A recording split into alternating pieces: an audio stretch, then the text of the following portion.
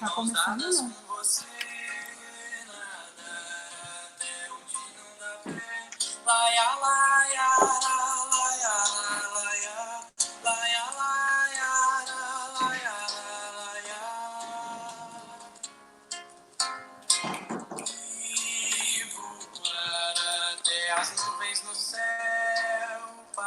Aquela luz.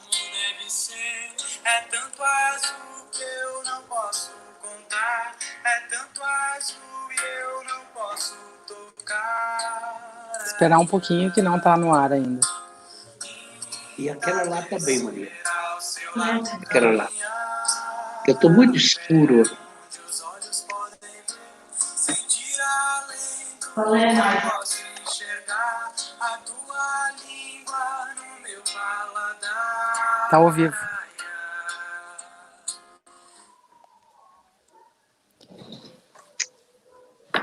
Somos filhos da época e a época é política. Todas as tuas, nossas, vossas coisas, diurnas e noturnas, são coisas políticas. Querendo ou não querendo, teus genes têm um passado político. Tua pele, um matiz político.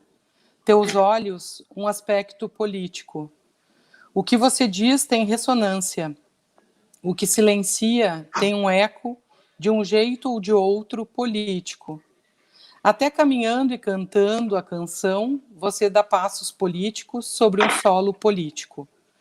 Versos apolíticos também são políticos. E no alto a lua ilumina com um brilho já pouco lunar. Ser ou não ser, eis a questão. Qual questão, me dirão? Uma questão política. Não precisa nem mesmo ser gente para ter significado político. Basta ser petróleo bruto, ração concentrada ou matéria reciclável. Ou mesa de conferência, cuja forma se discutia por meses a fio. Deve-se arbitrar sobre a vida e a morte numa mesa redonda ou quadrada. Enquanto isso, matavam-se os homens, morriam os animais, ardiam as casas, ficavam ermos os campos, como em épocas passadas e menos políticas. Poema Filhos da Época, da escritora polonesa Wisława Szymborska, vencedora do Prêmio Nobel de Literatura em 96. Boa noite a todas e a todos. Estamos começando mais um Papo Urgente, lives em política e ambiente. Eu sou a professora Aline Hernandes, professora da Faculdade de Educação da Universidade Federal do Rio Grande do Sul e também do Programa de Pós-Graduação em Ambiente e Sustentabilidade da Universidade Estadual do Rio Grande do Sul. Hoje eu vou fazer a mediação desse encontro. O projeto Papo Urgente, Lives em Política e Ambiente, nasce do momento atual, dos fatos que vêm ocorrendo no cenário político ambiental brasileiro desde março deste ano de 2020, mas que já são preocupantes há muito tempo. O projeto é uma iniciativa dos grupos de pesquisa GANECO, Laboratório de Gestão Ambiental e Negociação de Conflitos, liderado pela professora Márcia Berreta, e do grupo Observa Campus, Observatório de Políticas e Ambiente, liderado pela professora Patrícia Binkowski, e do Programa de Pós-Graduação em Ambiente e Sustentabilidade da UERGS, Unidade Hortências, em São Francisco de Paula, aqui no alto dos Campos de Cima da Serra, no Rio Grande do Sul. Registro um agradecimento especial a Isadora Chu Castro, responsável por toda a logística do nosso encontro e a técnica do evento. Papo Urgente em Política e Ambiente é uma estratégia que encontramos para estabelecer pontes de diálogo, de afirmação, de valorização aos temas políticos e ambientais do nosso país, para dizer que não estamos caladas nem desatentas. Antes de apresentar e passar a palavra aos nossos convidados, queridos amigos que estão aqui hoje, Pedrinho Guareschi e Denis de Oliveira, eu vou destacar um ponto central no nosso debate e lançar algumas questões importantes.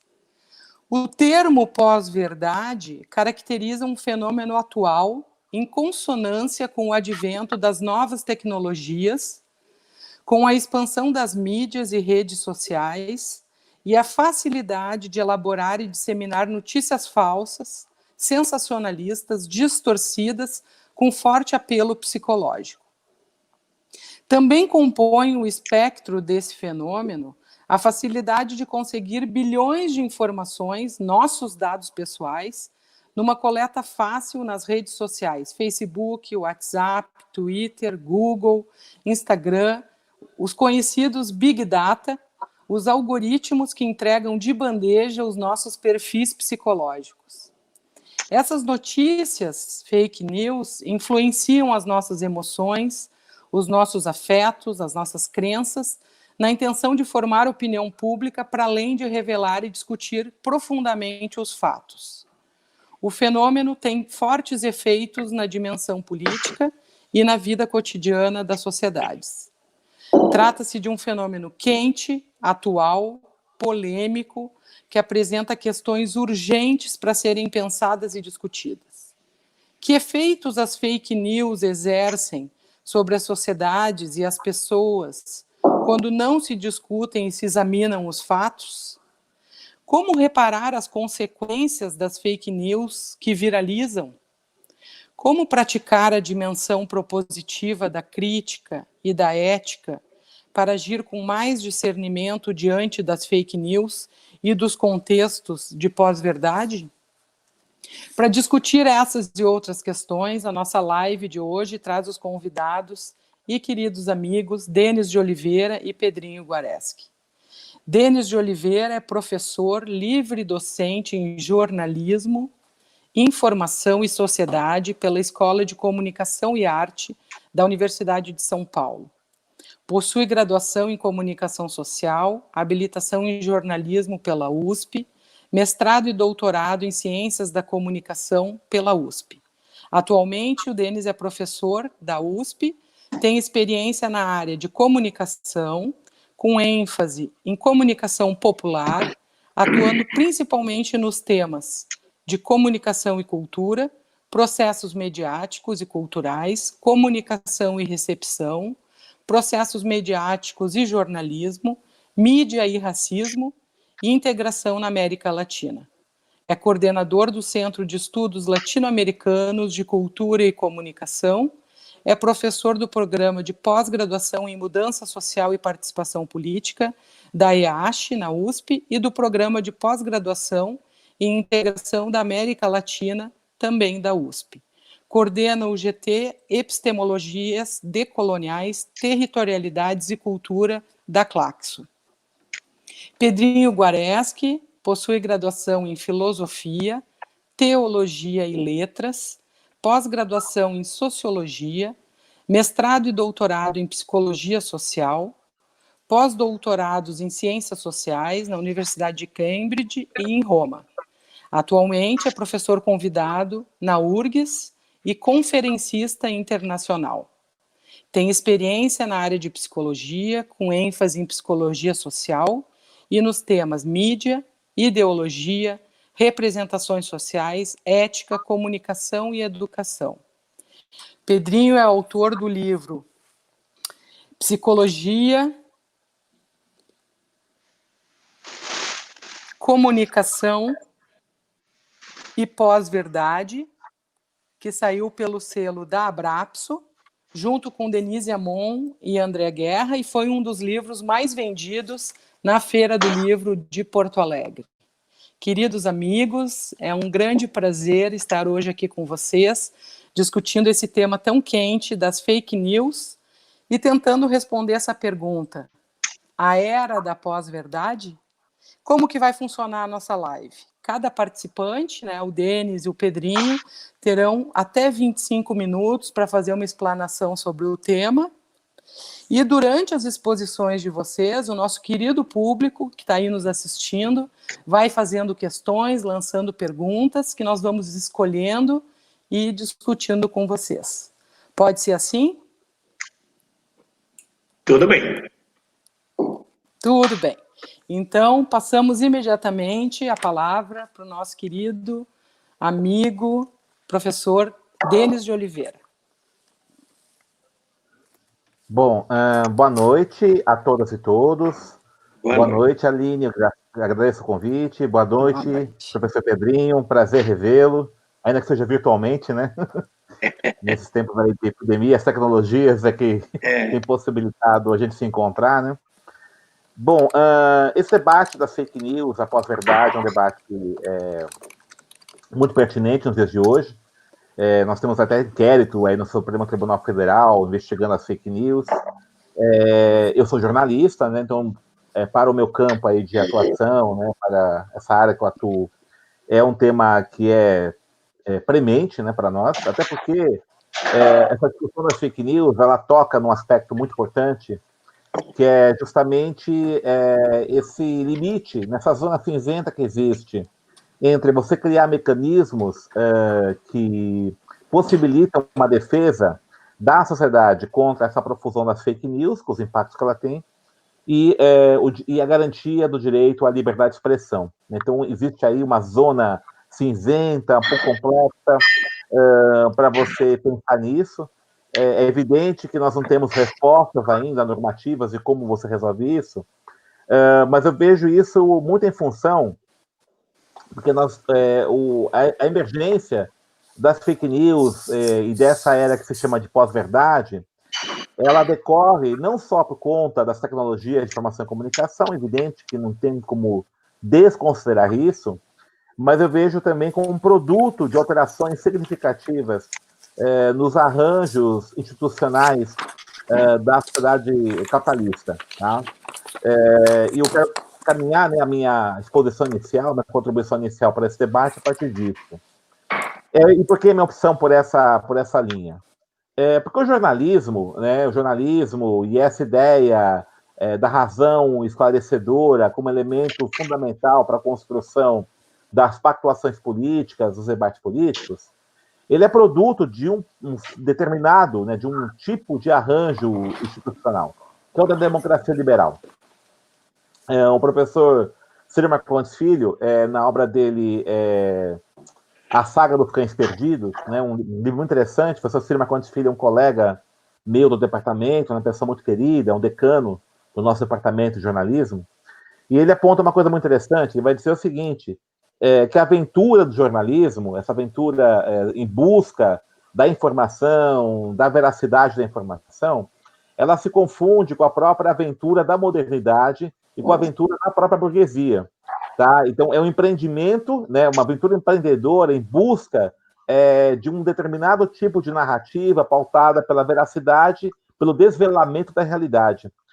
Isso está muito próximo à ideia, né, do que significa esses arranjos institucionais construídos, né, por esse paradigma liberal. Então, a ideia de você construir uma cidadania baseada na informação, na consciência do que está acontecendo, no desvelamento da realidade, na crítica a qualquer processo de ocultamento, né, de informações de relevância pública por parte, né, dos poderes constituídos, e assim por diante. E é muito interessante de observar essa ideia da aventura que o Ciro Marcondes Filho fala. Se nós pegarmos, né, os filmes aí de cinema, né, que tem um jornalista como protagonista, a gente vai observar muito essa ideia de um mito de um certo super-herói na trajetória do jornalista, né? Então, normalmente é uma pessoa que vive sozinha, ela vive num apartamento bagunçado, ele enfrenta, né? Ele fica um cara boêmio, não dorme, né? Enfrenta situações de opressão, põe sua vida em risco, inclusive, tudo em nome da informação. Tá? É um mito do super-herói. E é muito interessante, eu até brinco com isso, né? Os super-heróis são jornalistas, né? O Superman, o Clark Kent, é o repórter, né? O repórter é até preguiçoso, foi numa reportagem, né?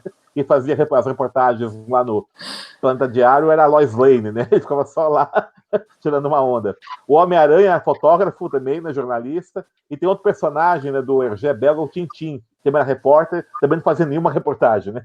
Então, essa associação do jornalista com o super-herói, ela é muito interessante, né? Porque justamente essa ideia que está presente nesse arranjo liberal. E os super-heróis é muito isso também, né? O super-herói tem muito essa ideia desse modelo liberal norte-americano, né? Esses heróis, eles acabam sendo uma venda, né? Uma propaganda desse American Way of Life, né? A grande... o ápice desses personagens foi justamente no auge da Guerra Fria, né? Então é muito isso, e é muito interessante essa ideia do Ciro Marcondes Filho. Veja, quando esse arranjo liberal começa a entrar em crise, esse modelo de jornalismo em busca da veracidade da informação, ele começa a entrar em crise, né? Eu sempre falo, tem um texto que eu publiquei na revista Cult, que eu falo que tem dois momentos bastante singulares, paradigmáticos do jornalismo. Um momento que eu chamo, né, o jornalismo foi ao céu, e um segundo momento o jornalismo foi ao inferno, né?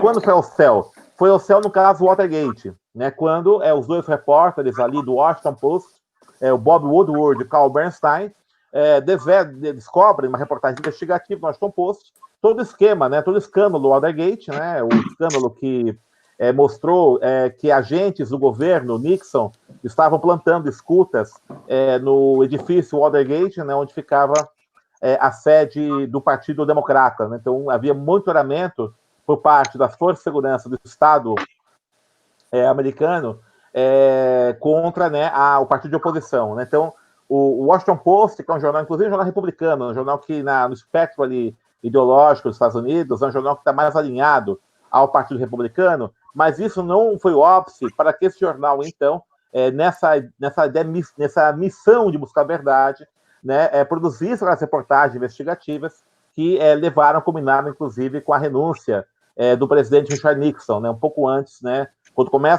quando abre-se o processo de impeachment, ele renuncia antes que ele fosse cassado aí pelo impeachment. Então, veja, aquele momento do ápice, né, veja, o jornalismo derrubando o presidente de uma nação como os Estados Unidos, tá? Então, o ápice, veja só, o poder que o jornalismo tem de fiscalização. E isso motivou, você tem filmes, né, falando sobre isso, o filme do Alan Pakula, né, Todos os Homens do Presidente, com o Robert Redford e o Dustin Hoffman, né, no papel dos dois repórteres. Enfim, isso marcou, né, uma geração, nos anos 70, de jornalistas. No Brasil, particularmente, naquele momento, aquilo foi muito interessante, que o Brasil vivia o regime militar, né, a ditadura militar, com a censura à imprensa. Então, aquilo foi, né, quase que um sonho, né? Veja só, que enquanto aqui, né, o regime militar cala a imprensa, a censura à imprensa, lá você tem um jornalismo tão livre, né, que chega até mesmo a derrubar um presidente da República. É claro que a derrubada do Nixon não foi só isso, né? Tem muitos outros processos, mas essa foi a imagem construída, e se você pegar quem for assistir os filmes, né, esse do Alan Pakula talvez seja o mais paradigmático disso, né? Vai demonstrar um pouco qual a ideia que está presente nessa ideia do jornalismo. E tem vários outros aí, né? Estou citando esse como referência. E qual o momento do inferno, né, do jornalismo? O momento do inferno quando o Jason Blair, isso foi em 99, né, Jason Blair, repórter do New York Times, premiado, inclusive, né, várias vezes lá no prêmio Pulitzer, que é o prêmio mais importante do jornalismo norte-americano, o Jason Blair, ele confessa que várias das reportagens, né, que ele produziu, inclusive algumas premiadas, eram reportagens que eram inventadas, né? Então ele não esteve lá, né? Ele não teve ele não teve com esses despachos, não teve lá naqueles lugares que ele veio, inventou a reportagem, confessou isso, e aquilo foi um escândalo, né? Porque, veja só, né, um repórter premiado num jornal referência mundial, que é o New York Times, né, inventa reportagens e não há nenhum mecanismo de controle em relação àquilo, tá? Isso acabou detonando uma série de discussões aí sobre os mecanismos de controle de qualidade nos jornais impressos americanos, e isso, inclusive, foi um fator que acabou impactando de forma significativa as tiragens, as audiências do jornalismo dos Estados Unidos.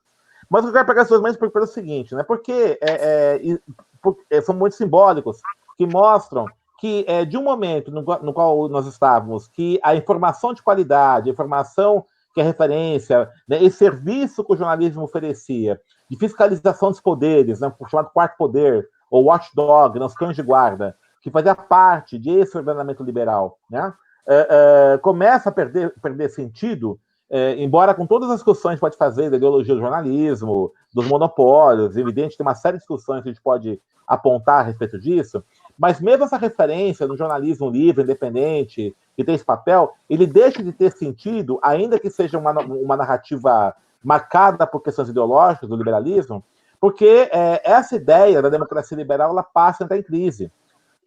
Por que isso acontece? Veja, essa ideia da democracia liberal, esse arranjo institucional liberal, tinha sentido quando nós tínhamos um modelo capitalista baseado na acumulação de economia de escala, uma produção em larga escala, né, a construção de mercados consumidores em larga escala, e para isso, então, né, a ideia de você pensar a cidadania como uma forma de integração do sujeito no sistema político e, por tabela, no sistema de consumo, teria sentido. Então, o jornalismo faria essa parte de uma ponte entre esse sujeito consumidor e esse sujeito enquanto agente político, enquanto cidadão.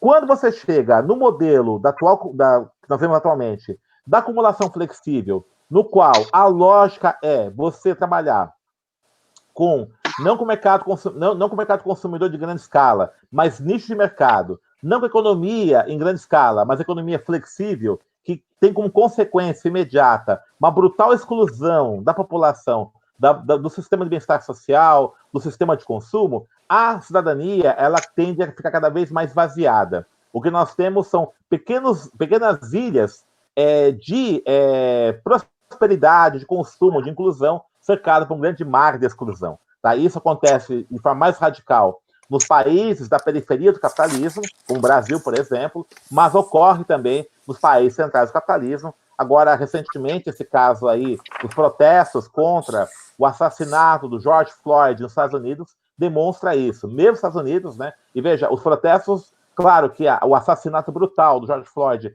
foi o elemento que detonou os protestos, né? Mas já havia né, um sentimento acumulado na população afro-americana, na população pobre, dos imigrantes, dos trabalhadores americanos, diante do aumento da miserabilidade, agravado ainda agora com a epidemia do coronavírus. Né? Então, veja, são situações muito objetivas desse modelo capitalista que vai fazendo com que a democracia liberal seja colocada em xeque.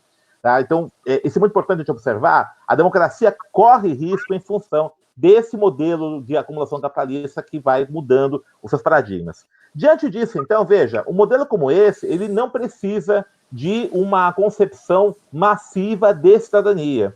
E aí, então, a ideia do esclarecimento, a ideia da informação para todos acaba deixando de existir. Qual é a ideia que vai se colocar? A ideia da crença e da opinião. A gente fala muito que as tecnologias de informação e comunicação, elas criaram uma chamada sociedade da informação.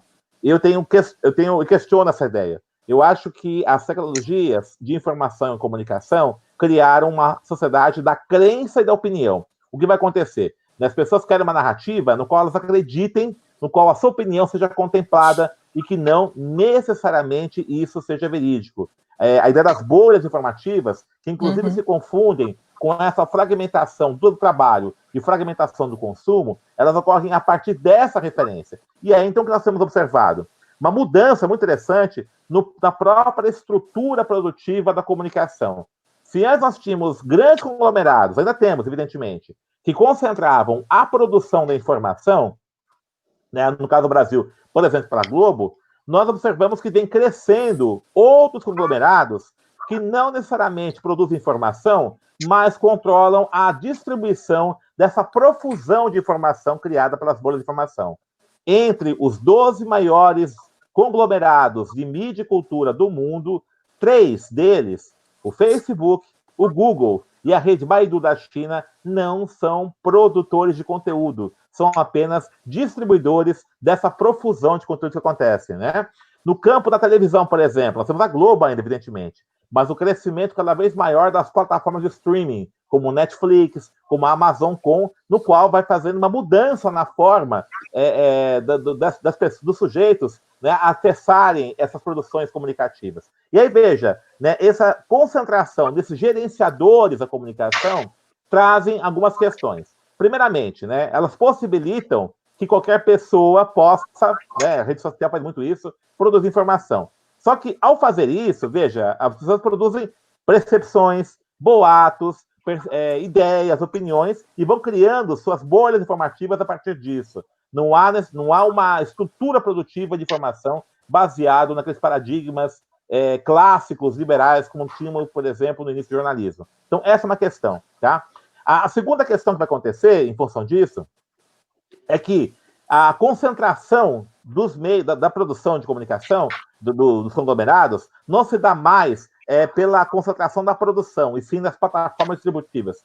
E essas plataformas, como elas são transnacionais, elas não são submetidas a um regulamento nacional. Isso é muito interessante, por exemplo, a gente observa os conflitos jurídicos que ocorrem quando o judiciário, por exemplo, quer bloquear uma profusão de fake news. Esse é um problema que está acontecendo hoje, por exemplo, no Brasil, só que as plataformas no qual essas fake news são distribuídas não são plataformas brasileiras, e aí você não tem jurisdição para fazer sobre isso, né? Muitas vezes o confronto que tem com o WhatsApp, quando a justiça pede para que ele retire, que ele bloqueie, né, ou passe informações sigilosas, e aí a empresa que é proprietária dessa rede social, por exemplo, ela não é brasileira, e ela fala, então, que não submete às leis brasileiras, né? Então, você não tem um regulamento internacional sobre isso, né? Os robôs são construídos a partir de perfis falsos. Veja, é uma situação muito, muito nova que os regulamentos institucionais atuais não tem como conseguir. E aí, veja, né, em função dessa ideia de democracia cada vez mais distante, ela se fragmentando, ela se esvaziando, a ideia da informação verídica, da argumentação, de toda essa ideia de uma racionalidade como elemento de participação no debate público vai deixando de existir. Por isso, então, que a interpelação a esse sujeito, ela se dá basicamente na crença, na opinião. A pessoa quer ouvir o que ela quer ouvir, né, no que ela acredita, ainda que aquilo seja algo que não tenha nenhum tipo de fundamento verídico, ou uma argumentação sistêmica, ou uma racionalidade, assim por diante, né? Então, eu vejo que a era da pós-verdade, das fake news, é produto, então, desses arranjos institucionais criados, né, que estão sendo gestados, não estão sendo gestados ainda, por esse novo modelo de acumulação e reprodução do capital. Por isso que é importante a gente observar que isso ocorre, né, muito em função das alterações da sociabilidade, né, alterações desse modelo econômico, e isso que vai gerando, então, essas modificações aí na profusão da informação.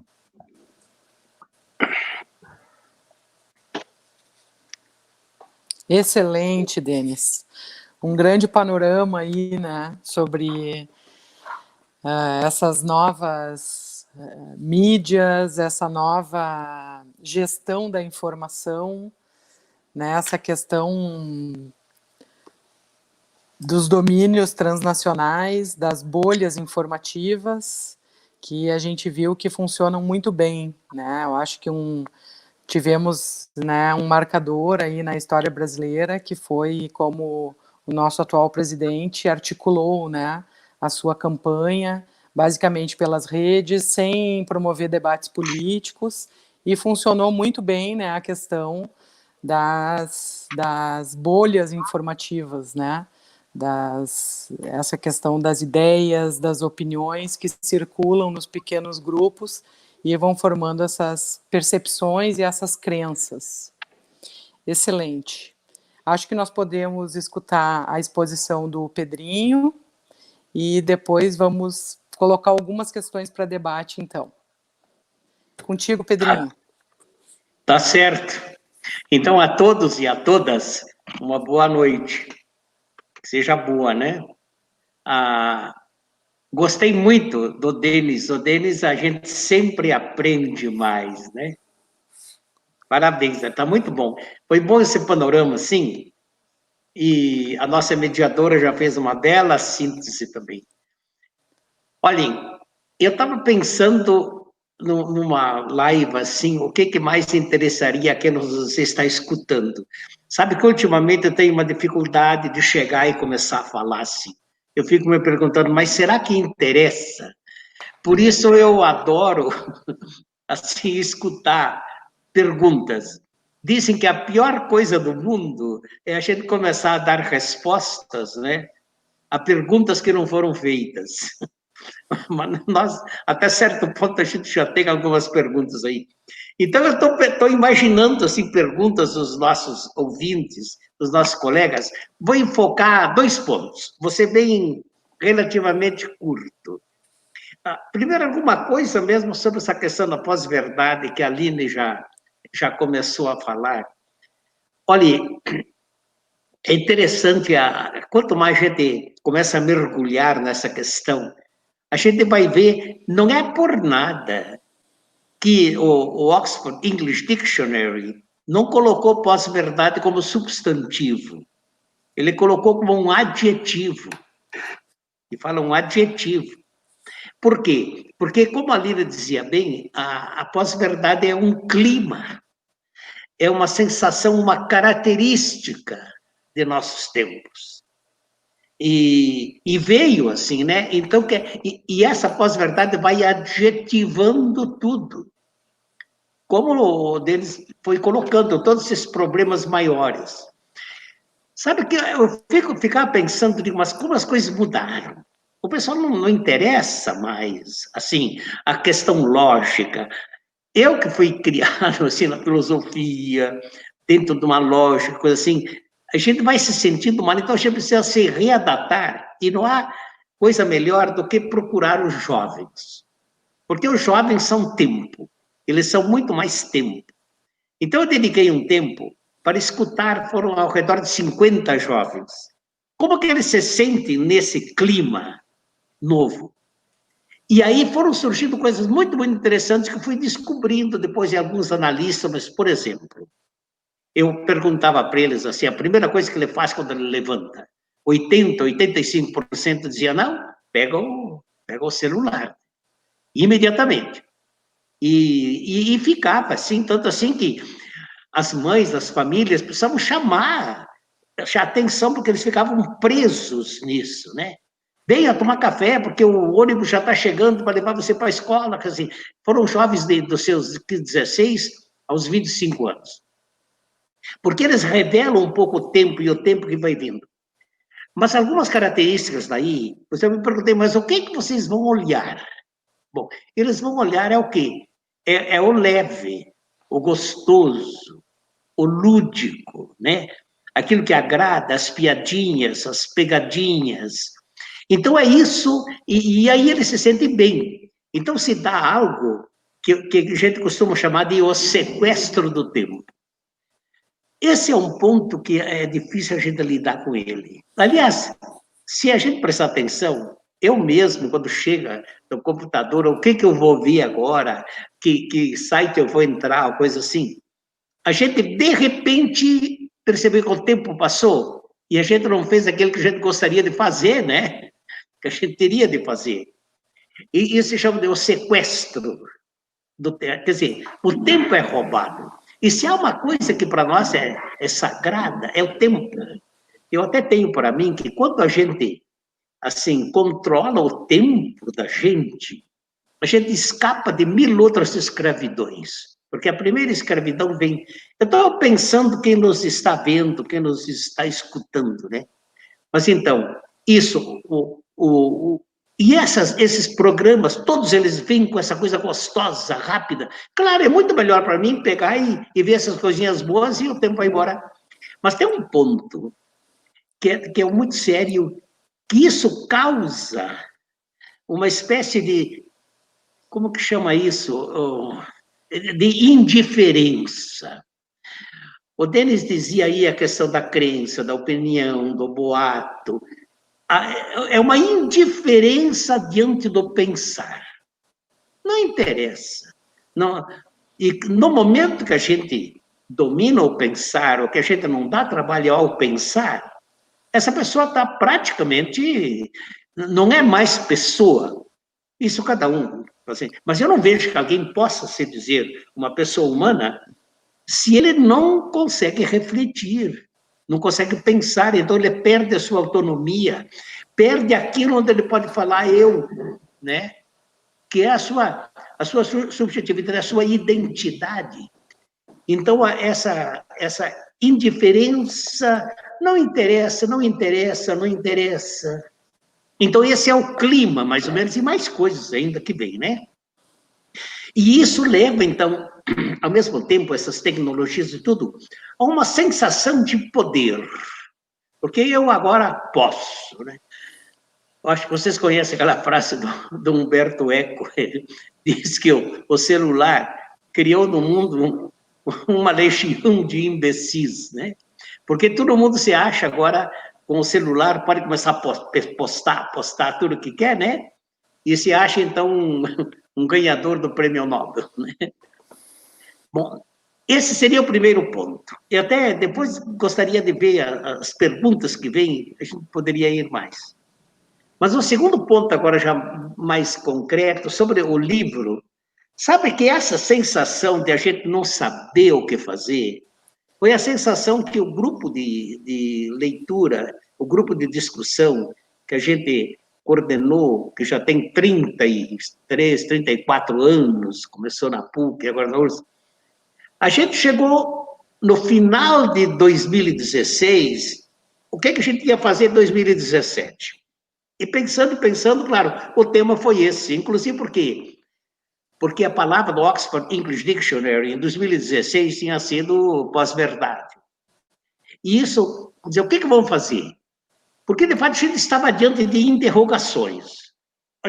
Coisas que todo mundo conversou, mas como é possível? Quando você escuta uma pergunta assim, mas como é possível? Quer dizer, a gente não tem uma admiração, a gente está mais ou menos impotente, não tem resposta, digo, mas então vamos baixar o santo, como diz aí, e vamos tentar compreender. Quais são as coisas, assim, surpreendentes, quase que escandalosas que foram acontecendo? Bom, começou com o Brexit Leave, né? Como que a Inglaterra pega e decide sair da comunidade europeia? E decide, e foi. O outro caso é a eleição do nosso querido, nosso Trump, né? Eu lembro que estava em São Paulo, um grupo de gente, pensadores e tudo, só não acreditava. Quando chegou de manhã, olha, o Trump ganhou a eleição. Digo, não é possível, olha, não é possível. O caso das Farc, da Colômbia, né? Que 10 anos de preparar um acordo do governo com as forças e estava para ser assinado em questão de 1 mês ou 2, foi tudo a breca. Como é possível? E depois o caso do próprio impeachment. Se a gente for pensar, ninguém acreditava no começo, mas foi indo.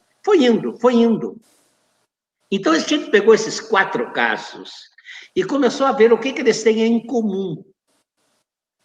E aí a gente foi percebendo que as estratégias eram praticamente as mesmas. Esse livro aí que a Aline mostrou no começo, a comunicação, Psicologia, Comunicação e Pós-Verdade, ele tem 3 edições. A primeira, então, a gente trabalhou o ano de 2017, mas com afinco, e produziu, então, a primeira edição. Mas no ano de 2018, a gente já reformulou a segunda edição. E agora, no fim de 2019, agora no ano passado, saiu a terceira edição, que é praticamente um livro novo. E refletindo, e a gente incorpora, então, um outro capítulo, um capítulo substancial, que é a eleição do ano passado, do ano retrasado. A eleição do nosso que está assim, eu não vou falar o nome, né? Como é possível? Como é possível? Quem que acreditava, alguém que nunca era mencionado, alguém que no começo, um ano antes, era lembrado por 10%, 15%, mas chegou lá? Como é possível? É verdade que agora há uma legião de arrependidos, né? Por quê? Mas, no fundo, agora, junto uma coisa com outra.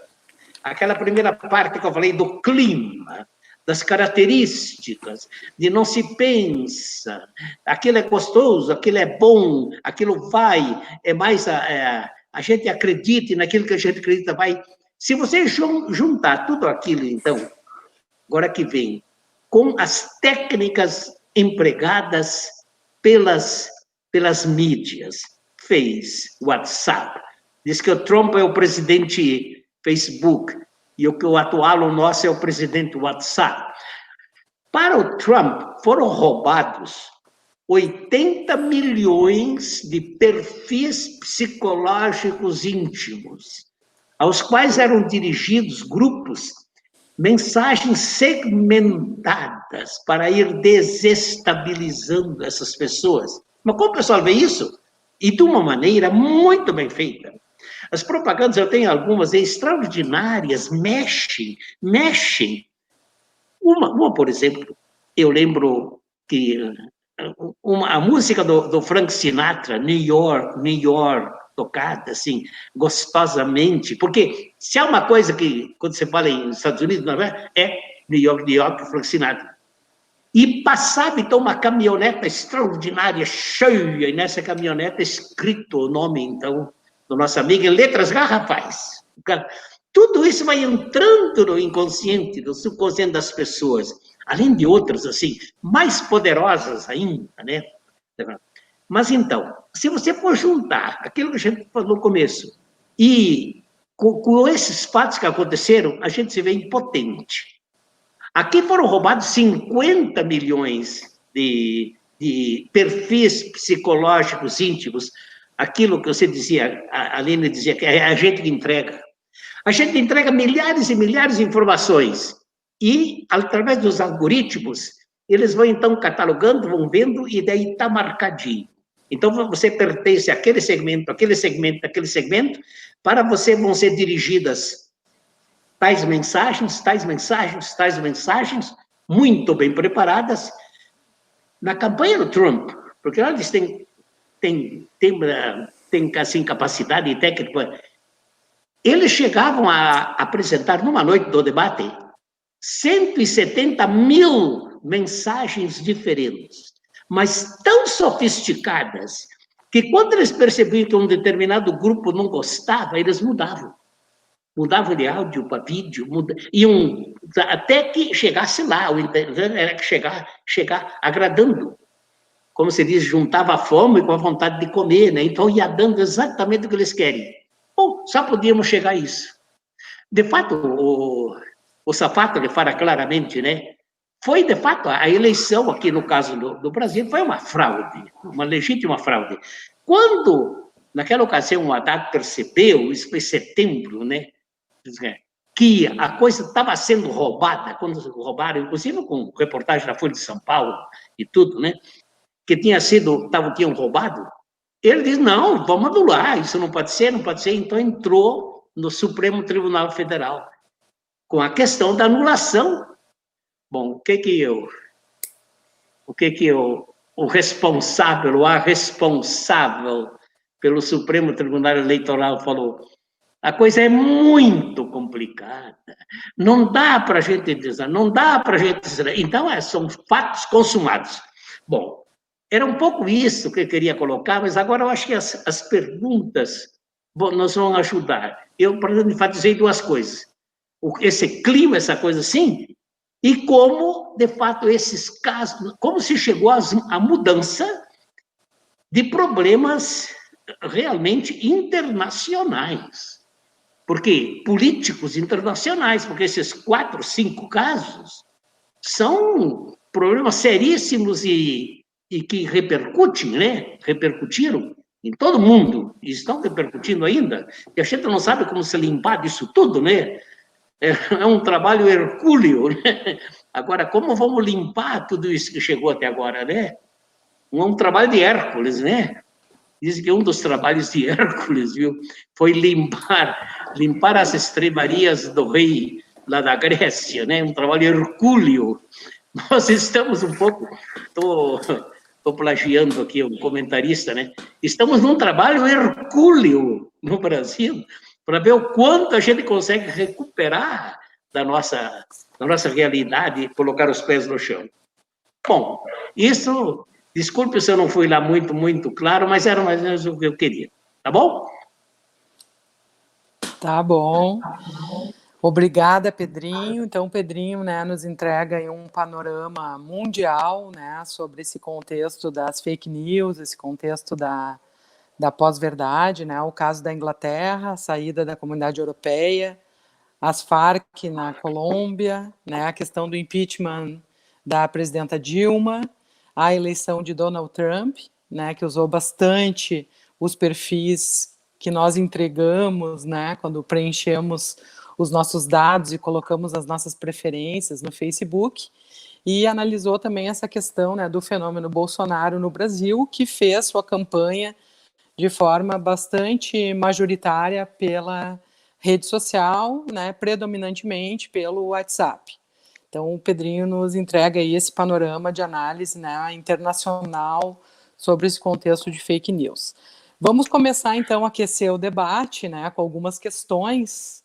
E o público, temos aí umas 60, 70 pessoas nos assistindo, amigos queridos da universidade e pessoas aqui de São Francisco de Paula, da PUC, da URGS, ex-alunos, né, mestrandos, doutorandos, enfim, um público bastante seleto, diverso e entusiasmado aqui com o debate.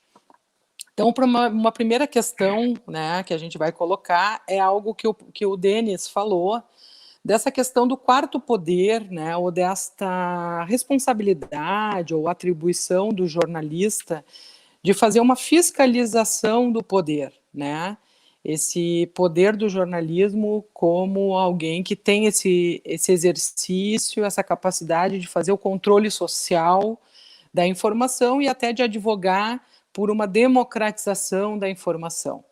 Né? Então, como é que o Denis aprofunda um pouquinho essa questão de como que está o exercício desse poder do jornalismo hoje, né, num contexto brasileiro, que é um contexto tão minado, né, de notícias sensacionalistas, distorcidas, e como o próprio Denis colocou, né, nas mãos aí desses conglomerados, que inclusive não estão dentro de uma jurisprudência nacional. Tá? Então, essa é uma primeira questão. Outra questão que o Denis também trouxe foi essa questão da censura, né? Essa questão que nós já vivemos no Brasil nos anos 70, quando tínhamos esse período de regime civil, né, militar, e sofremos bastante censura por parte da imprensa, né, pela a liberdade de imprensa. Nessa semana nós assistimos uma ameaça, né, de alguns dirigentes, né, do governo, uma ameaça no sentido de que vão começar a ser censuradas as redes de alguns profissionais da saúde, inclusive vimos, né, uma reprimenda ao Laerte por um cartoon, né, que ele desenhou, fazendo uma crítica, né, ao atual governo Bolsonaro, no sentido da sua posição diante da crise sanitária. Então, também, como é que vocês analisam, né, essa questão de uma retomada da censura, né, no sentido da liberdade de opinião? E uma terceira pergunta, né, uma terceira questão para a gente debater é como que a gente pratica, né, nesse contexto de pós-verdade, de disseminação de fake news, como que a gente pratica ou pode incentivar essa dimensão mais propositiva da crítica e da ética, né, como uma saída para o enfrentamento das fake news, né, desse contexto de pós-verdade. Colocamos essas três, né, fazemos uma primeira rodada e depois colocamos um bloco de mais 3 questões, 2 questões, conforme a participação do nosso público. Bom, eu acho assim que tem questões muito interessantes, né, sobre esse tema, né? Acho que o professor Pedrinho colocou um tema que é bastante interessante, a questão do sequestro do tempo. Tá? Você tem uma mudança na percepção da temporalidade, da velocidade, e isso é uma discussão de cunho filosófico muito interessante, muito importante para a gente entender um pouco esse momento, né? Mas veja assim, quando eu comento assim essa crise do jornalismo no seu modelo tradicional, vinculado a essa crise do arranjo da democracia liberal, você tem que fazer algumas mediações quando se trata do Brasil, tá? Porque o Brasil é um país no qual essa democracia liberal ela nunca foi consolidada. Se você pegar, por exemplo, no período republicano no Brasil, primeiro assim, né, você tem algumas singularidades históricas do Brasil que são muito interessantes e podem ser consideradas. Foi o último país que aboliu a escravidão, né? Foi o último país, né? Foi no final do século XIX. É muito interessante de observar isso, né? O Marx e o Engels, eles lançam em 1848 o Manifesto Comunista criticando a opressão do trabalho assalariado. O Brasil ainda está na escravidão ainda. Né? 40 anos depois só que acaba a escravidão no Brasil. Quando na Europa discutia já uma superação do trabalho capitalista assalariado. Né? Só para ter uma ideia do atraso, né? Desse delay que a gente tem aqui. O último país a proclamar a República na América Latina. Então, veja, e mesmo assim, uma concepção de república positivista, a disseminação da teoria do branqueamento, enfim, uma série de situações históricas brasileiras, singulares, né, que vão demonstrando que esse arranjo da democracia liberal no Brasil, ele sempre foi muito, muito intermitente, muito frágil, sempre trabalhou com pactuação nas elites, assim por diante. Por essa razão, o jornalismo no Brasil, ele nunca exerceu, de fato, esse papel do quarto poder. Tá? Embora ele se arvore essa ideia, né, os conglomerados midiáticos trabalham com essa lógica, né, tá querendo criar uma certa legitimidade de fala, mas nunca exerceu. Né? O jornalismo brasileiro, historicamente, primeiro foi o último outra coisa interessante, o Brasil foi o último país a ter jornal na América Latina. Né? O primeiro jornal brasileiro foi no século XIX. Em 1808 foi o Correio Brasiliense. Né? Depois a Gazeta do Rio de Janeiro, quando vem a corte de Dom João VI para cá. Quando vai pegar países da América colonizada pela Espanha, por exemplo, nos países americanos, já no século XVII, XVIII já tinha jornais circulando. No Brasil era proibido pela coroa portuguesa. Então, veja, aí algumas questões bem interessantes, né, que a gente pode discutir em outro momento. Então, o Brasil nunca teve isso. As empresas jornalísticas brasileiras sempre foram pactos das elites, né? Que faziam do negócio, da produção da informação, muito mais, né, uma ponte para estabelecer, para conseguir alguns lugares, né, no aparelho político. Muito interessante, tem um estudo dos anos 80, até um pouquinho antigo ainda, antes um pouco dessa crise aí, das fake news e mesmo da profusão das tecnologias de informação e comunicação, que mostram que a rentabilidade média das empresas jornalísticas no Brasil, ela é baixíssima, ela é 3% sobre o patrimônio líquido. Só para ter uma ideia, em termos de comparação, o setor bancário, né, essa taxa é de 20%, é 7 vezes mais. Né? A área industrial é 10%, 12%, 4 vezes mais. E por que isso acontece? Né? Porque o Brasil tem uma série de situações na democracia intermitente, no qual fazer jornal não é um bom negócio. Então, por que se faz jornal, então? Faz-se jornal como forma de você ter uma instituição de pressão junto ao poder público para que você negocie algumas vantagens. Tá? Então, por essa razão, por exemplo, nessa crise que nós vivemos hoje do jornalismo, com a tecnologia de informação e comunicação, todas as grandes empresas midiáticas brasileiras estão numa situação pré-falimentar. Todas, inclusive a Rede Globo. Tá? Quando eu falo isso, significa o quê? Que o que elas produzem, né, o produto delas, né, o produto midiático, a arrecadação que ela proporciona não é suficiente para bancar os custos da produção. Então, a Globo, por exemplo, ela tem um parque produtivo muito sofisticado, tem um custo muito alto, o custeio é muito alto, e o que ela produz, né, o que ela arrecada com a propaganda, do que ela produz, por exemplo, na veiculação das suas produções na TV aberta, na TV fechada, tudo isso, e a Globo é uma produção de qualidade, né, a gente pode discordar ideologicamente, mas a qualidade é inegável, tanto é que ela tem um mercado internacional bastante significativo, mas o que ela arrecada não é suficiente para bancar os custos que ela tem. Tem uma série de questões aí, não é o tema agora para a gente debater, porque aconteceu isso. Mas como é que ela se mantém ainda como uma grande empresa? Porque parte da sua arrecadação, parte do seu capital, está aplicado no mercado financeiro. E isso ocorre com quase todas as grandes empresas midiáticas. Por exemplo, a Folha UOL. Né? A Folha UOL, por exemplo, é a mesma coisa. Né? Um dos negócios mais fortes da Folha de São Paulo, o portal UOL, é o PagSeguro, o PagBank, que está entrando no sistema bancário. Né? O Estado de São Paulo, que é um jornal importante aqui de São Paulo, que teve aí uma história, um jornal centenário, por exemplo, hoje ele é gerenciado por um comitê de bancos credores, né? Por essa razão que a grande mídia, por exemplo, ela quase que se unifica no seu discurso na defesa do modelo neoliberal. Para ela interessa essa agenda que favorece o mercado rentista. Não é só uma questão ideológica, é uma questão de negócio, tá? De negócio, tá? Isso vai acontecer. Veja, quer dizer, quando você tem toda essa estrutura tradicional da mídia, né, voltada com essa situação, ela não pode exercer o quarto poder, ela tem uma dependência brutal do Estado, ela tem uma dependência de políticas econômicas do Estado que favorecem, que possibilitam a sua sobrevivência enquanto empresa. Tá? Não estou nem discutindo a questão das concessões de canais, que é outro debate também, né? O professor Pedrinho faz muito bem feito isso, né? Essa relação promíscua com o Estado brasileiro, né, que na questão das concessões. Mas, no geral, como empresas mesmo, elas têm uma sobrevivência dependente, fortemente, das relações com o poder central. E aí, veja, as relações com o poder central, de crítica, né, ou de apoio, vai depender se esse poder central estabelece políticas de interesse para essa grande mídia. Então, veja, essa mesma mídia hoje critica o Bolsonaro, a Globo, etc., foi que favoreceu em outro momento. Tá? Foi que favoreceu. Uhum. As eleições de 2018 foram, né?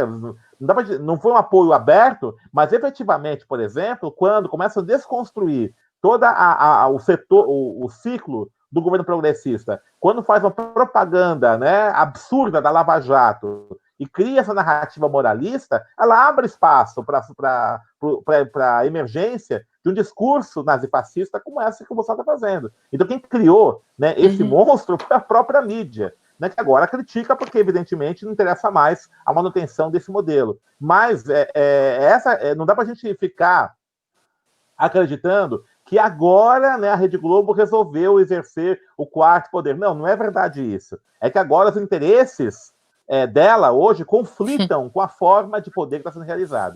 É isso que está acontecendo. Né? Então, por isso que no Brasil a ideia do quarto poder é uma ficção. Sempre aconteceu isso. E até mesmo por conta disso, né, a ideia das fake news, lógico, hoje é uma coisa mais intensa, mas ela não é uma novidade. Vamos pegar o próprio golpe militar de 64, foi uma grande fake news. Primeiro, ele não foi 31 de março, ele foi 1º de abril. Eles anteciparam para o 1º de abril, dia da mentira. É a primeira coisa. Segunda coisa, quando o presidente do Congresso Nacional, Ranieri Mazzilli, declara vago o cargo de presidente da República, né, que abre espaço, então, para a tomada militar, veja, ele não podia ter feito isso, porque o João Goulart, que era o presidente eleito, estava em território nacional, não estava fora do Brasil. Ele estava no Rio Grande do Sul, ele estava em território nacional. Então, foi uma mentira também. Então, o golpe foi uma mentira também, né? A argumentação do golpe. E isso foi, né, toda a grande mídia que apoiou o golpe disseminou isso no Brasil inteiro, né? O crime da Rotoneleiros, lá do Carlos Lacerda, que levou ao suicídio de Getúlio Vargas, foi uma grande fake news. Né? Então, a fake news não é uma novidade agora, que agora, lógico, o impacto é muito maior por conta das tecnologias de informação e comunicação. Mas o jornalismo brasileiro, historicamente, jornalismo hegemônico, historicamente atuou dessa forma por conta que ele nunca funcionou efetivamente nessa lógica do quarto poder, porque a democracia liberal no Brasil é uma ficção, né? Ela nunca aconteceu. Tá? Então, por essa razão, no Brasil, essa lógica da fake news após verdade, ela é muito mais impactante, muito mais forte, mas em alguns momentos, por exemplo, a população, de modo geral, pouco percebe isso, porque ela nunca vivenciou efetivamente uma democracia no qual essas estruturas de quarto poder funcionaram. Ela nunca teve essa relação, por exemplo, com o jornalismo, no jornalismo que fiscaliza o poder. Tá? Nunca teve uma situação como essa. Tá? Ela sempre foi apartada, efetivamente, de uma informação de qualidade. Por isso, então, que ela não consegue perceber essa mudança, essa modificação que vem ocorrendo. Eu sempre digo, inclusive, né, concordo muito com um colega meu, que é o professor Vinícius Lima, lá de Brasília, que no Brasil, quem pauta o debate político no Brasil é muito mais a telenovela do que o telejornal. Tá? Se você pegar a telenovela, com todos os problemas que ela tem, né? Todos os problemas tem. Mas a telenovela traz muito mais discussões pertinentes em relação às sociabilidades que a população vive do que o telejornal. A telenovela discute racismo, discute relações homoafetivas, discute questões da periferia, claro, no viés ideológico conservador, né, tudo isso. Mas ela traz essa agenda, que está ausente o telejornalismo brasileiro. Está ausente. Aparece só o racismo no Brasil, só aparece quando ocorre nos Estados Unidos. Né? O George Floyd foi morto, é um absurdo tal. Mas quantas crianças são mortas no Brasil a cada dia pela polícia? Tá? Isso que aconteceu com George Floyd é uma constante à periferia. E isso não é noticiário no jornalismo brasileiro, a não ser nesses programas sensacionalistas que sempre tratam essas vítimas como bandidos, né? Esse tipo de... Eu nem chamo de jornalismo isso, esse tipo de programa que faz essa narrativa pró-violência policial. Tá? Então, você tem algumas singularidades no Brasil que vai apontando com isso. Então, aí, nesse aspecto, por exemplo, o que eu acho que é importante a gente discutir democracia, né, a liberdade de expressão, etc., só tem sentido a gente construir uma narrativa que enfrente essa situação se a gente tem como referência não uma recuperação de uma democracia liberal que nunca existiu no Brasil, mas mostrar de que forma esses poderes instituídos no Brasil eles servem para garantir uma brutal concentração de riqueza, a negação dos direitos de cidadania, o racismo, o machismo e tudo isso. Porque a população da periferia ela vive eternamente uma ditadura. Né? A população da periferia, por exemplo, ela vive, na periferia das grandes cidades, ela vive, por exemplo, com a polícia invadindo sua casa sem mandado de busca. Né? Ela vive com execuções extrajudiciais. Ela vive com prisões ilegais. Essa constante, né, é um AI-5 permanente na periferia. Então, falando de democracia para a periferia, democracia como direito civil, para ela é muito complicado, nunca aconteceu. Né? Vamos recuperar a democracia, mas qual democracia está falando? Né? Mas é mostrar que isso ocorre, por quê? Para garantir que ela ganhe salários de miséria, para garantir que o auxílio emergencial, né, pelo governo não chegue, que ela não tem direito social, não tem moradia digna, tudo isso. Então, se não conectar, né, que essa miserabilidade, essa concentração de renda, ela ocorre em função de autoritarismo que é intermitente no Brasil, aí fica difícil você construir uma narrativa que mobilize a população em prol da democracia. Então, essa é a grande questão que se coloca, né, para a gente fazer. E aí, então, eu vejo, né, quem tem feito efetivamente um jornalismo, né, no sentido pleno da palavra, são as mídias contra-hegemônicas, são as mídias populares, comunitárias. Essas, sim, realizam isso. À medida que elas vão construindo outras pautas, outras agendas, né, tendo uma postura crítica ao Estado, aí sim, né, pensam aquela população como cidadã, né, não apenas como consumidora. Quando vai trabalhar nessa perspectiva, e isso você observa na maior parte das mídias contra-hegemônicas, aí sim você tem aí a construção de um quarto poder e de uma democracia efetiva.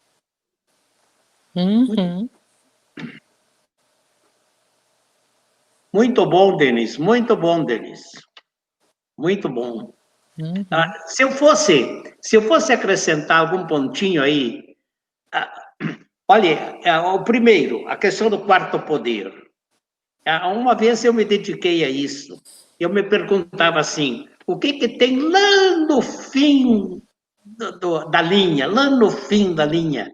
Todas as mídias, é a ideologia, é a política, e a gente foi espremendo, e lá no fim de tudo está o cifrão. O cifrão é, de fato, o que decide. Esse é o poder. Não há um quarto poder, há um poder. Você vê, então, passando a limpo agora. Vocês já viram falar nessa de Sleeping Giants? É sintomático esses gigantes adormecidos, que é um grupo que está funcionando bem. Por quê? Porque está vendo onde que as grandes empresas, até a Folha, com todos, colocavam assim os anúncios para eles divulgarem. Iam divulgar, claro, pelo Google.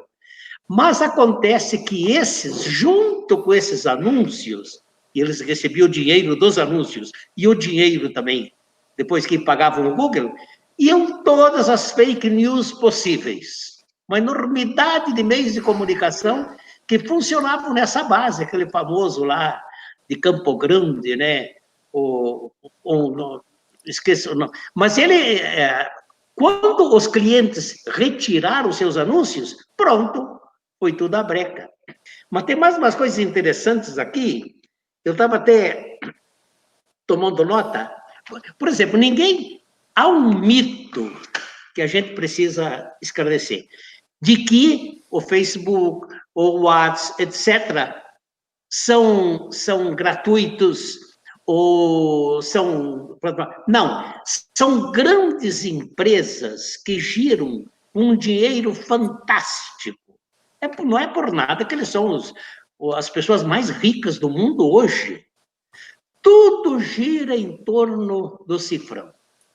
Agora, a esperteza nossa vai ser como realmente usar, então, esse cifrão para denunciar. O que nós queremos é ética, é coisa que vou entrar agora, mas nós queremos justamente retirar esse cifrão. Eu lembro dos velhos tempos em que eu trabalhava, em que eu ajudava na Comissão de Ética da Câmara dos Deputados. Então, nós tínhamos lá um grupo que quem financia a baixaria é contra a cidadania. Quem financia... Bom, aquilo funcionou terrivelmente. Aquilo chegou ao ponto de grandes, assim, comunicadores perderem o seu canal, o seu programa. Inclusive grandes anunciantes, até Bandeirantes, etc. Por quê? Porque as Casas Bahia retiraram o anúncio do Bandeirantes, tudo através de denúncias. Mexeu no cifrão. E aí a coisa, de fato, funciona. Mas eu queria ligar isso, Aline, então, com os dois pontos que falou aqui, que é o segundo, a censura e a questão da ética, a questão da crítica da ética. Olha, como o negócio é enorme. Eu, de fato, censura, eu acho que nós temos de entrar por um outro caminho. A censura é, de novo, pegar uma lei, então, vou censurar.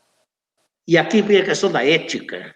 Para mim, a ética que funciona é o que eu chamo de ética crítica, que é um outro fundamento para a ética, que não é mais a lei, que é justamente o que a gente chama da ética do discurso.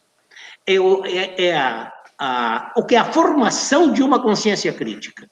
Então, aí, nesse diálogo, vai se estabelecer o que é ético. Quero trazer aqui o ponto da educação. Não sei, eu acho que é impossível nós sairmos de toda essa barafúndia sem levarmos em conta a educação, uma educação crítica, porque aí a gente pode garantir a questão ética. Eu fico pensando, assim, por exemplo, esse programa aqui, está ótimo. O que está acontecendo com quem nos está escutando? Ele está começando a perceber e ter uma postura mais esclarecedora, crítica, sobre uma porção de fenômenos que correm por aí, dos quais não se tem, assim, um esclarecimento. Não que a gente está dando respostas, a gente está questionando, fazendo perguntas, para que essas pessoas pensem. E quando a gente fala em pensar, a gente está falando em educação. O nosso querido Paulo Freire, né? A essência do processo pedagógico é fazer a pergunta. O que acontece quando você faz uma pergunta?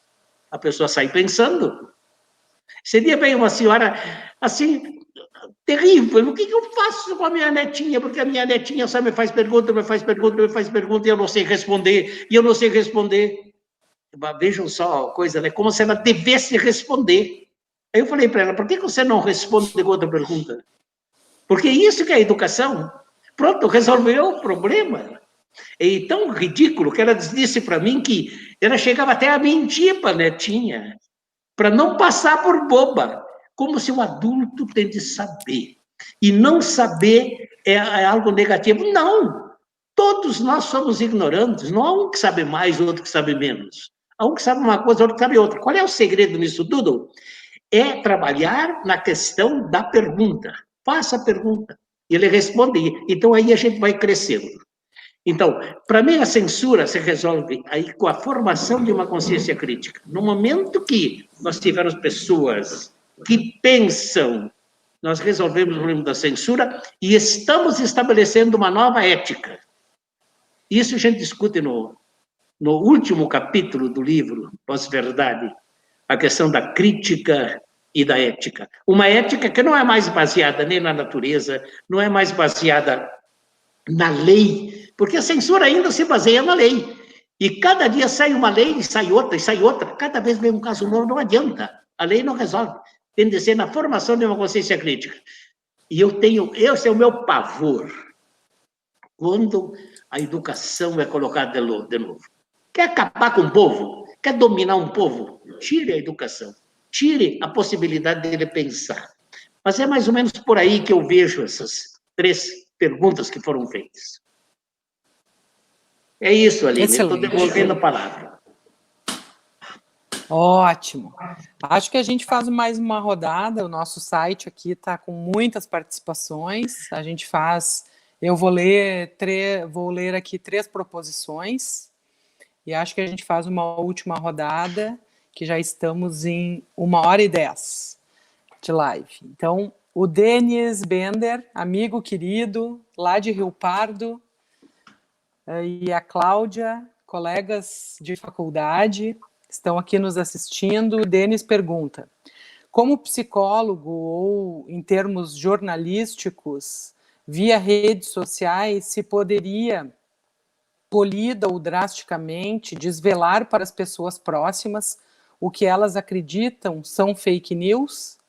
Para mim é uma grande dificuldade abordar assuntos macro numa relação micro, como a familiar. Então, essas questões, né, de como abordar, como enfrentar, né, alguns diálogos, alguns debates, desvelando fake news e tratando temas tão macropolíticos, né, numa dimensão familiar, entre os amigos. Outra questão aqui da Nayara, amiga querida também, né, é egressa aqui do nosso PPGás, da UERGS, uma pessoa super inteirada da questão do jornalismo. A Nayara diz o seguinte, Nayara Machado: como fazer frente a essa manipulação tão complexa, atuando sem querer, sequestrando pelas redes e suas ramificações? Como reconstruir a credibilidade às instituições de comunicação? Será possível reconstruir essa credibilidade? Um abraço aí também para os amigos e amigas internacionais, pessoal aqui do Uruguai, da Espanha, nos assistindo. Vamos ver. A Adriana Borella coloca o seguinte: a Adriana é professora aqui do município de São Francisco, a mestranda do PPGás UERGS. Então, ela cumprimenta os palestrantes, né? E em relação ao que o Pedrinho falou, o cenário que se apresenta é muito preocupante. Minha angústia como educadora é exatamente esta: como limpar a realidade, trazendo de volta os adolescentes e jovens que estão à mercê da indiferença do tempo, atendendo-se às informações leves e rápidas que, consequentemente, acabam os alienando da realidade. Essa questão dos jovens, né, que o Pedrinho falava do sequestro do tempo. E vou ler mais uma aqui, do César Clicket, para a gente encerrar essa rodada. Diz o seguinte: em relação às fakes, percebo que tem pessoas que querem e não aceitam acreditar em outra coisa. Dependem do mito, entre aspas, minto, e quase não se tem o que fazer com estas coisas, no máximo denunciar as redes sociais. Ontem, por exemplo, uma postagem com cara de séria falando que a Covid não mata quase nada, com hashtag tire a máscara, entre outras. Aflição e sensação de impotência.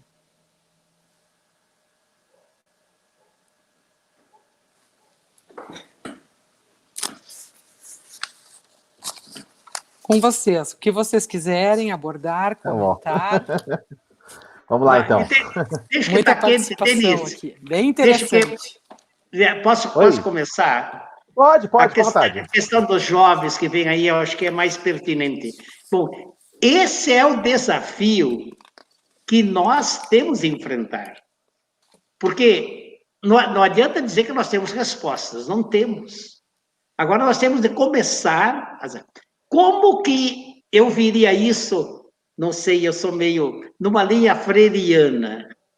Primeiro, aceitando esse desafio, aceitando essa realidade. É assim.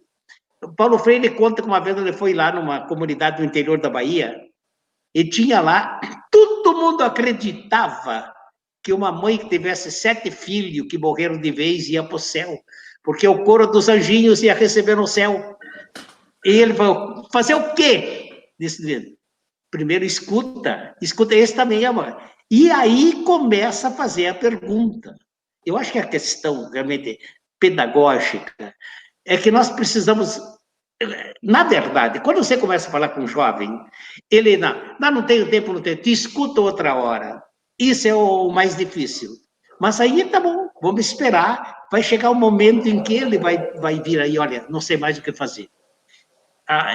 Para mim, o ponto de saída é escutar, porque não é qualquer pergunta. Tem de ser uma pergunta que vá para o mundo deles. Essa questão agora dessa, eu ia dizer infomídia, dessa pandemia, infodemia, infodemia. Assim como tem a pandemia, tem a infodemia. Ajuda a começar a pensar. Eu acho que é o grande bem que isso trouxe, é que tem gente já que desacorçou, não tem mais aqueles recursos todos. E também não tem mais tanta coisa para consumir, assim, de imediato. Então é a hora do vazio. E o vazio é que leva a pessoa a pensar. Se eu fosse dizer uma coisa, então, hoje à noite, de todos que nos escutaram, eu diria que nós devemos começar a escutar o mais possível, analisar, e no momento oportuno fazer a pergunta, para que a pessoa saia pensando. Não dá para dar resposta, mas vai ficar. Até já, Violine, já vou até meio me despedindo aí dos colegas, mas foi muito bom. Quero dizer por eles que eu gostei demais das elucubrações do nosso amigo. Agora, no micro, eu vi que essa menina falou, e no micro, o que eu faço no micro? No micro você escute, minha filha. Escute e responda com perguntas. Porque o que sobra é o teu jeito de trabalhar, não é tanto o que você vai dizer. E o fato de você escutar já chega. Já chega porque ela vai dizer, opa, tem alguém me escutando. E aí essa pessoa sai pensando. Mas é isso. Maravilha, Pedrinho. Bom, aí pegando um pouco essa discussão aí do micro, né, que foi colocada, eu concordo aí com o professor Pedrinho, ouvir, né, o Papa Francisco, era uma conferência que ele deu no dia 5 de junho, ele falou um negócio muito interessante, né, para desafiar a nossa mente. Ele disse o seguinte, que crise não é só perigo, né, angústia, mas também oportunidade. Quando você observa, né, a pandemia tem demonstrado isso, essa crise do modelo capitalista, a gente tem que chegar também com oportunidade de construção de algo novo. Tá? Então, claro, isso nos angustia, porque a crise muitas vezes demonstra que os nossos instrumentos de pensamento, de reflexão, não são suficientes para entender a realidade, mas isso também é um desafio para a gente poder pensar como é que a gente pode alterar também, né? A gente pode ter essa modulação, né? Para você entender essa realidade que está acontecendo. E o Paulo Freire, né? Também concordo com o Pedro Guares, que é nosso grande mestre. Tá? Você tem que escutar. Tá? Só para ter uma ideia, um exemplo, né, pessoal, que aconteceu comigo, foi logo depois da eleição do Bolsonaro, eu estava aqui em casa, né, com a minha esposa, pedi uma pizza, né, aí veio o motoboy, né, entregar a pizza e tal, né, e ele todo feliz, assim, agora o Bolsonaro ganhou, vai mudar a situação e tal, né, e assim, era um jovem negro, né, de periferia, trabalhando, como assim, votou no Bolsonaro, né, conversei rapidamente com ele, e ele falou assim, mas claro, tem polícia na rua mesmo, que roubaram minha moto 2 vezes, eu preciso trabalhar com a minha moto. Esses ladrões aí estão impedindo que eu possa trabalhar. Veja, tem uma certa lógica no discurso dele. Então não é que ele não é um menino, um jovem, que ele é um fascista, defende isso. Não é isso, né? Que na nossa situação de desespero que está vivendo, ele foi, né? Ele comprou aquele discurso que ele dava um certo conforto. Então é muito importante a gente começar a entender isso. Tá? A gente vai concordar com essa lógica, entender o que significa isso. Dá para ver como é que você consegue, então, numa estratégia pedagógica mesmo, reposicioná-lo. Os movimentos aí importantíssimos sociais, né? Movimento antirracista, movimento feminista, movimento anti-LGBTfóbico, eles, à medida que eles foram alargando esse espectro, né, do que é ser cidadão, do que é ser humano, do que é ser sujeito, que gera incômodos naqueles que têm certos privilégios, né, até inconscientes em relação às várias opressões. E é o que é importante, você discutir como é que você reposiciona esses sujeitos, né? O Paulo Freire fala muito isso na Pedagogia do Oprimido, né? ninguém liberta ninguém se liberta sozinho, né? Os seres humanos se libertam em comunhão. E mais do que isso ainda, o opressor, quando grita, oprimido, quando grita contra a opressão, ele liberta o oprimido e também o opressor, porque ele vai deslocar esse opressor de uma condição de humanidade que só existe a partir da opressão do outro. Tá? Essa é a grande questão que se coloca. Tá? Agora, é claro, nesse processo todo, tem gente que não tem jeito, tem gente que não tem que conversar, não adianta. Tem pessoal que é caso perdido, o Bolsonaro é um caso perdido, não tem que fazer. Ele, a família dele, ali não tem que fazer, né? Mas tem pessoas que não, né? Então, essa paciência revolucionária nossa, pedagógica, é que se exercida, tá? Então, veja, não é uma maldade, não é que as pessoas elas sejam atavicamente nazistas, não é isso. Né? Que diante de uma situação de desespero, de brutal miserabilidade, aí o discurso mais fácil compra, então ele vai mesmo para um campo mais conservador, porque aquilo ele se sente mais seguro. E aí você tem que ter um processo pedagógico para você conversar. Né? Inclusive, né, o Paulo Freire fala muito isso. O primeiro desafio nosso é fazer com que as pessoas acreditem que o que nós vivemos hoje foi tudo socialmente construído, não é assim mesmo. Tá? Não é assim mesmo. A cultura do silêncio de Paulo Freire fala muito isso, né? Que os camponeses não falavam porque achavam que não tinham que falar. É assim mesmo, ele fica quieto, o outro fala, ele obedece. Tem que quebrar esse paradigma. Não, você fala também, você tem direito a falar, porque o que existe hoje, você ajudou a construir. Tá? Você plantou. O poço de água, você que fez. Se você faz isso, e isso é importante, então você pode falar também. Então você constrói uma outra relação, aí, uma outra dimensão relacional. Tá? Isso é muito interessante. Inclusive, o Paulo Freire, eu estou comentando agora que o meu último livro, né, Jornalismo e Emancipação, propõe uma prática jornalística baseada em Paulo Freire. Tá? O Paulo Freire eu vejo como um pensador, mais do que um teórico da educação, mas um pensador. Ele apresenta um paradigma de ação pedagógica, política, social, que acho que vale a pena a gente retornar um pouco isso, né? O que significa a nossa postura. Em boa parte, né, essa questão, por exemplo, né, que você fala do macro e do micro, decorre porque muitas vezes, né, nós intelectuais somos muito arrogantes, né? A gente quer despejar a teoria, despejar conceito, e muitas vezes isso acaba não dando respostas para os dilemas que a pessoa sofre. Aí fica uma certa prepotência. Por isso que esse discurso anti-intelectualista do Bolsonaro acaba tendo uma certa ressonância. Tá? A gente tem uma autocrítica nossa também, intelectual. Tá? Temos que fazer. Tá? A gente é arrogante, há um processo, há uma coisa assim muito prepotente, né, de achar que se a pessoa não tem essa lógica de raciocínio nossa, então a pessoa é burra, a pessoa não sabe nada, sabe? Então, isso é complicado. Tá? Então, isso vai reforçando essas clivagens todas. E essa direita aproveita disso. Então, é muito importante que a gente comece também a pensar um pouco como é que a gente muda a nossa postura também na relação, né, com os nossos amigos, familiares, e tudo isso, entendê-los, né? Acho que o Pedrinho colocou, vamos ouvir. Né? São dilemas, são dores, né? São sofrimentos que as pessoas têm que ser ouvidas, né? E aí você pode, a partir disso, então, construir uma narrativa diferente, né? Eu vejo que as teorias que a gente defende, elas podem se dar respostas, agora a gente tem que saber fazer como dar as respostas, como construir junto isso. A gente não vai libertar ninguém, a gente vai libertar em comunhão, junto com o outro. Paulo Freire falava isso no Pedagogia do Oprimido, né? Só rapidamente aqui, né? Alguém falou aqui da credibilidade das redes comunicativas, né? Eu, sinceramente, assim, não quero recuperar a credibilidade da Rede Globo, quero que ela se dane. Tá? O Folha de São Paulo, o UOL, Brasil Sul, quero que se quebrem, dane-se, tá? Dane-se, não tô nem aí com esse pessoal. Sabe? Eu acho que é lágrimas de crocodilo agora. A Miriam Leitão, tô sendo perseguida, ela defendeu isso. É claro que não vou defender a perseguição, não vou defender isso, eu acho que é terrível a censura, a opressão. Mas veja, não é agora, vamos agora defender, não. Eu não estou preocupado com isso, porque essa situação foi criada por eles. Eles que façam autocrítica, fizeram. E não vão fazer. Tá? Eu acho que não vão fazer, né? Eu acredito que a forma de a gente recuperar a credibilidade é fortalecer as mídias contra-hegemônicas populares, né? A gente fortalecer a educação para a mídia, a leitura da mídia, é fundamental isso. Né? A partir de baixo, da base, que você constrói um novo processo comunicativo. A gente tem que começar a trabalhar com a construção de um outro circuito comunicativo, né? Uma outra forma de fazer comunicação. Não recuperar uma coisa que é velha, que nasceu já com uma série de problemas, já que levou, inclusive, né, contribuiu para que isso chegasse a essa situação, né? E é isso, né, que eu queria, né, finalizar, agradecer muito, né, o convite, né?